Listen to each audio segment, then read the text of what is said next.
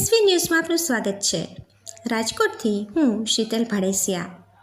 શ્રી વિશ્વકર્મા લુહાર foundation દ્વારા શ્રી વિશ્વકર્મા પુરાણ કથા રાજકોટ ખાતે રોયલ મેળા મેદાન ગ્રીનલેન્ડ ચોકડી પાસે ચાલી રહી છે, જેમાં પાંચમા દિવસે એટલે કે રવિવારે તારીખ 10/11/2024 રાત્રે 9 કલાકે ગુજરાતમાં શ્રી વિશ્વકર્મા સમાજમાં લોકપ્રિય નાટક સર્જનહારનું સ્વરૂપનો 56મો શો સુરેન્દ્રનગરના શ્રી દિનેશભાઈ ગજ્જર અને તેમની ટીમ દ્વારા રજૂ કરાયો હતો। શ્રી વિશ્વકર્મા પુરાણ આધારિત નવી પેઢીનું નાટક, જેમાં પુરાણની કથાઓના અમુક અંશોનું નાટ્ય રૂપાંતર કરીને ભગવાન શ્રી વિશ્વકર્મા, 5 પુત્રો, નારદ મુનિ, વાસ્તુ પુરુષ, ગીધમુખ રાક્ષસ, મિસ્ત્રી, એન્જિનિયર, પ્રોફેસર જેવા પાત્રો દ્વારા નાટક પ્રાચીન કથાઓ અને આધુનિક યુગને જોડે છે। પ્રવર્તમાન સમયમાં અત્યારે જો સર્જનહાર આપણી વચ્ચે આવે તો એનું સ્વરૂપ કેવું હોય, આપણને શું સંદેશ આપે, એવા અનેક સવાલોના જવાબો આ નાટકમાંથી મળી રહે છે।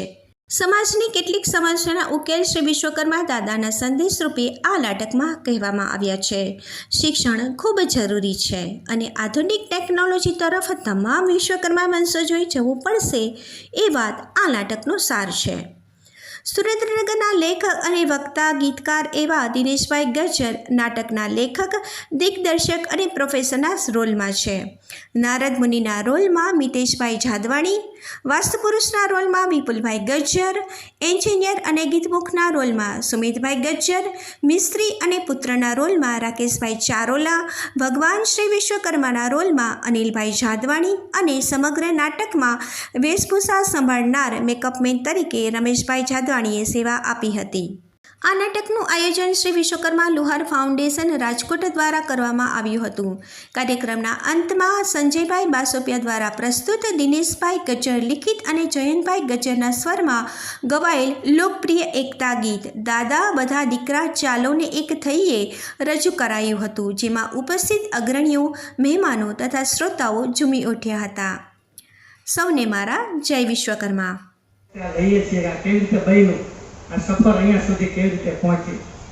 વર્ષ 2014માં જ્યારે સુરેન્દ્રનગરમાં સમૂહ લગ્નોત્સવના 25 વર્ષ પૂરા થતા હતા અને એવું નક્કી કર્યું કે કંઈક એવું નવી કરીએ કે 25 વર્ષની આપણે ઉજવણી કરીએ। એટલે એક લેખક તરીકે તો હું 2008થી સરકારમાં લખતો, સરકારી નાટકો કર્યા, અનેક સન્માનો એમાં મને મળ્યા, પણ મને એમ થયું કંઈક આપણા ધર્મ માટે કંઈક કરીએ। એટલે વિશ્વકર્મા પુરાણ એ વખતે અમારી પાસે જે હાથમાં હતું એ પુરાણને વાંચી અને થોડીક એની કથાને આધુનિક રીતે રજૂ કરી અને બાળકોને કેમ મજા આવે એના માટે એક કોન્સેપ્ટ અમે રજૂ કરવાનો વિચાર કર્યો। આ કોન્સેપ્ટ એટલે આવ્યો કે મારો નાનો એવો દીકરો હતો નમન, એ વખતે 5 વર્ષનો, એટલે રમતો રમતો મારી પાસે આવીને કે પપ્પા એ કે હનુમાનજી હતા, એ મોટો આમ કે પહાડ ઉપાડીને લઈ આવ્યા અને પછી લક્ષ્મણજીને કંઈક વાટીને પીવડાવ્યું તો એ હાજર થઈ ગયા અને પછી બધું યુદ્ધ થયું, રાવણને મારી નાખ્યો।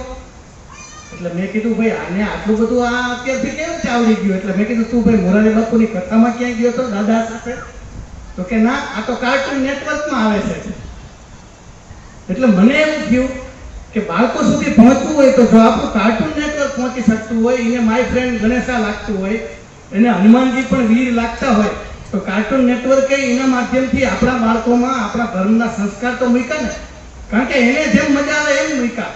એટલે અમે એવો વિચાર કર્યો કે આપણે કંઈક રાક્ષસ બનાવીએ, અમુક સંવાદો અંગ્રેજી બોલીએ, છેલ્લે આપણે જે આધુનિકતા તરફ લઈ જઈએ, માત્ર નાટક ધાર્મિક નહીં પણ ખરેખર જે સંદેશો આપવો છે અત્યારના પ્રમાણમાં આપણી જીવનશૈલી કેવી હોવી જોઈએ, વિશ્વકર્મા ક્યાં છે, આપણી અંદર જ છે, તેવા સંદેશ આપવા માટે 2014માં સુરેન્દ્રનગર સમૂહ લગ્નોત્સવમાં લગભગ 3500 માણસોની વચ્ચે અમે આ નાટક અમારા બધા બાળકોએ, અમે યુવાનોએ રજૂ કર્યું।